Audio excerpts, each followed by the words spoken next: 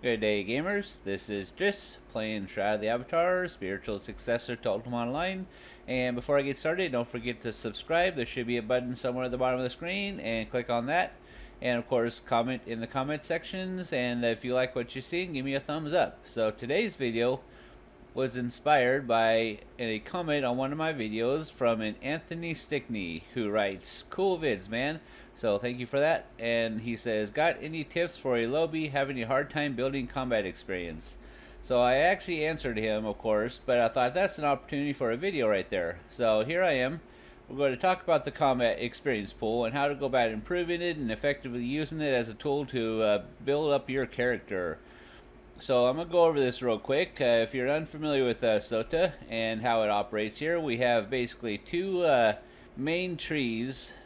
One is for adventuring, and under adventuring you have your combat, like your swords and your shields and your armor and stuff, and then you have your magic trees, and you have your support trees, and then of course, and all that adventuring stuff falls under one main pooled experience. And then of course you have your crafting tree as well, where it has your smaller gathering trees, your refining trees, and your production trees. And of course that crafting area has its own pooled experience. So he's wondering how to go about building combat experience. So he's asking about this one specifically, but it actually applies to both trees, this approach.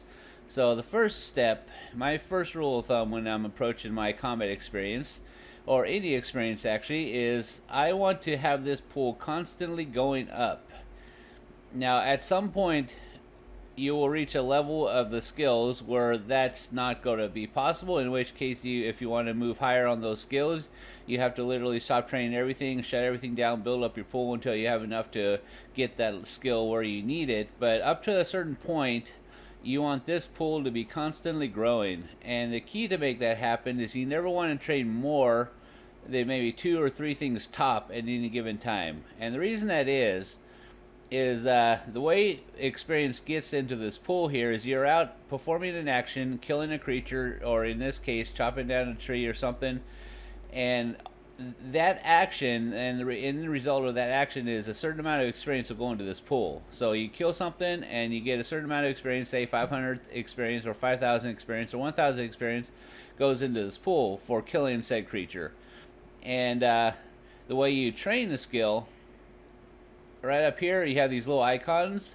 When it's green like that, it means that if you perform a relevant action to this specific skill, it will actually pull a certain amount of experience from that pool to train it. So this is it's a experience bar right here. So as it pulls experience, that bar gets greener and greener and greener, and when it gets to the end, it goes up a level. So that being said, the trick to building this pool here is that you don't want to have more things training than maybe 2 or 3 tops, and you want to constantly having more experience coming in, meaning you're killing stuff, than is going out, meaning you're training stuff.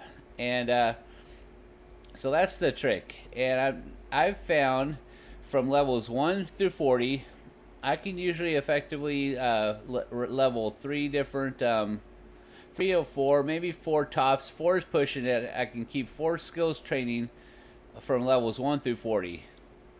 On from 40 to 50, I usually have to drop it down to 2-ish, maybe 3, depending on how big the mobs I'm killing are.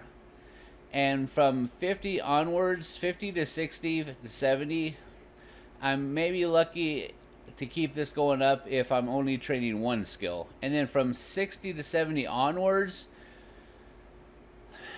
you're at the point then where you, regardless of what you're doing, short of actually being part of a big group, that this experience pool will start going down regardless of how many creatures you're killing. And then from 80 upwards, there's no way in hell you're going to have this pool going up while you're training that particular skill. So what I do when I hit a skill to 80 and I'm ready to make a Grandmaster, I basically stop training everything and just adventure for a while to build up my pool here. And then once I get up about maybe 1 million in the pool extra beyond my base, then I'll go ahead and turn on said skill that I'm wanting to Grandmaster and just push it all the way to the end. So that's kind of my approach. And the bigger your pool here is, the faster your things train. Basically, what happens is the skill will take a percentage of the pool out to train it. So, which means if, say, example, I don't know if this is the exact number, 5% of a 500,000 pool is a smaller amount than a 5% of, say, a million experience pool. So the larger the pool, the bigger that experience that you're getting into that skill. So I would say, as a newbie starting off, your first goal should be getting a pool of experience that's minimum 500,000. It shouldn't take you long to do that if you're not training anything.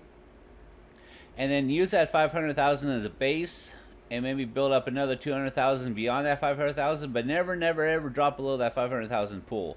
Now, my personal pool base right now is 1 million, and I very rarely drop below that. And I'm actually getting to the point where I'm probably going to make my base 2 million and build up beyond there. But that's kind of what my approach is. So, okay, so I had to step away for a second there, but I'm back to finish this video, so I'll have to splice those, edit those together there. So basically, we talked about what you need to do to keep that pool growing, and at one point, what you have to do at certain points to actually grandmaster stuff and whatnot. So, let's talk about your best approach as a newbie. And this is what I've done. I didn't do this with this character. With this character, I was new, and I was wanting to do everything, and learn everything, and be everything, and I kind of bounced around a lot. And it took me a while to kind of settle down and develop a path and focus and kind of grow from there, which I've started to do that now with him quite effectively. But I have a second tune that I created, and with her, I streamlined the entire process much more effectively, having taken what I've learned with this guy and applied it to her. And what I did with her is she came into the game as a quote-unquote magic user. And so basically she was given a certain amount of initial skills, and that's what will happen when you first come into the game. Whatever path they kind of set you on, you are given some very basic skills. Like if you're archery, they might give some archery stuff or some sword skills. And I took those basic combat skills, and those became what I was using at first to kill stuff in my 1 skull, 2 skull areas. But then I would strongly encourage anybody to really take a good hard look at this the paths that you can choose here, and kind of pick one that would work best for you, because this game, to get ahead in it, it really is a quote, I hate to use this term, but it's quote unquote a time sink. You're not going to advance without putting real world time into this game. Eve, I'm a big Eve player, and Eve you can advance a lot by simply applying skills to do a skill queue, and whether you're logged into it or not, your character's constantly training. So, 2 months later you can come back having never played a single game, and suddenly you're flying the next tiered ship, or having a tier ship flying that's much, much better. That's not the case with this game. This game, in order to advance, you literally have to be playing it, which means your time is precious in this game. Every amount of time that you put into this game is precious, and if you want to be effective at character building, you really got to put some thought into what you're going to do and how you're going to do it. I've seen 2 different approaches out there. I've seen the people that, and I have friends that do this, they're like the lottery winner. They win $10 million, and suddenly it's, woohoo, party time, they're going out burning that money. It's like you can't say, it burns a hole right in their pocket. They're partying, and 6 months later I run into them and they're flat broke or worse off than before.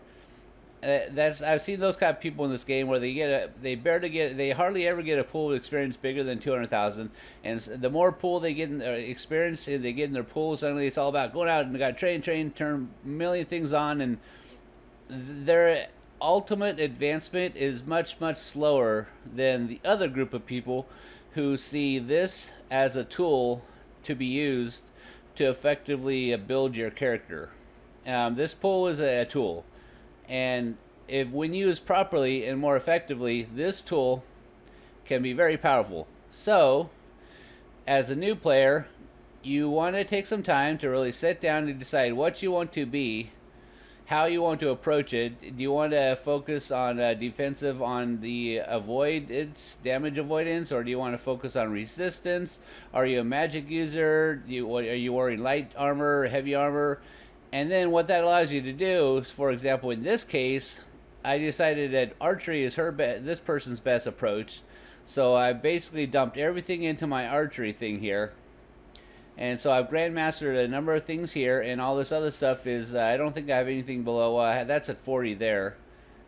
And that's at 40, but I never use those two. But everything else, nothing else is below 80 here. And that's because this person, he is an archer, and this is where I dumped a ton of experience, and that makes him highly effective now because I streamlined my approach and I focused it, and everything is going towards archery. And then, of course, archery is just the damage side of the coin, and then you want to stay alive side of the coin. And so for me, I've discovered that damage avoidance is a very powerful tool.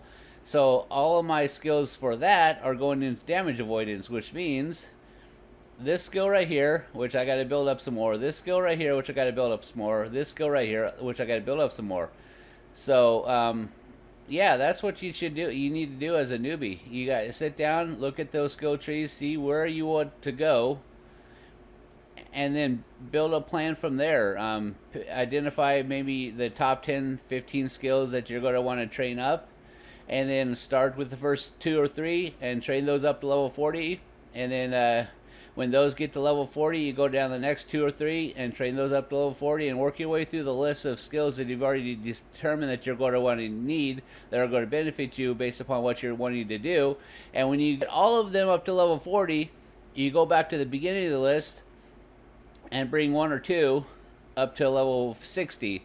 And then next 1 or 2 up to level 60, and next 1 or 2 up to level 60. And I say that 1 or 2 as opposed to 3 or 4 at first, because once you get to 40 to 60, you won't be able to keep as many of those training if you want that pool to keep going up. And you want that pool to keep going up. And so, like I said, once you get them all to 60, then it's time to bump it down. You're only focusing on one skill from then in this list of 10 or 15 or 20 that you determine are going to be beneficial to what you're trying to do. And then just focus on one skill until that one skill gets to 80. And then focus on the next skill till it gets to 80, and then focus on the next skill till it gets to 80, etc., etc. And once you get all those skills to 80, now it's time to look at grand mastering one of those skills, which means no training at all until you have about 1 million, 1.5 million beyond your base. And then once you get that 1 or 1.5 million beyond your base, whatever that base happens to be for you, then it's time to focus back at the top of the list, the most important skills that you've determined that you want to grandmaster, and turn that one skill on and push all the way to grandmaster. And then once that's there, shut everything down again and build up that pool experience until you have 1 or 1.5 million beyond whatever your base is, and then move on to the next skill and grandmaster it, and just rinse and repeat, rinse and repeat. And as you can see, I've been quite successful at the doing that. I have currently 13 grandmasters here, and a lot of my skills that aren't grandmaster are still high 60s, 70s, 80s, and the ones that aren't there, like right now I have some on my deck here, that's 55 and that's 50, not 50, and that's only 22. That's because I actually just recently decided that damage avoidance was a good thing for me.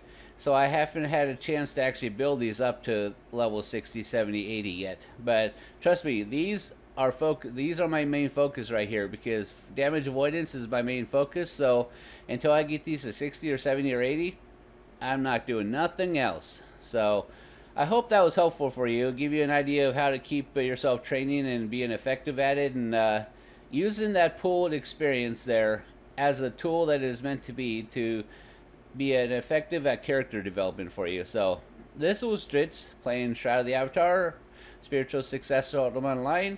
And of course, I appreciate any comments you give me in the comment section. And if you have some ideas, they might turn into videos. I like all the ideas I can have for video content. And of course, if you like what you're seeing, give me a thumbs up. And until next time, have a great day.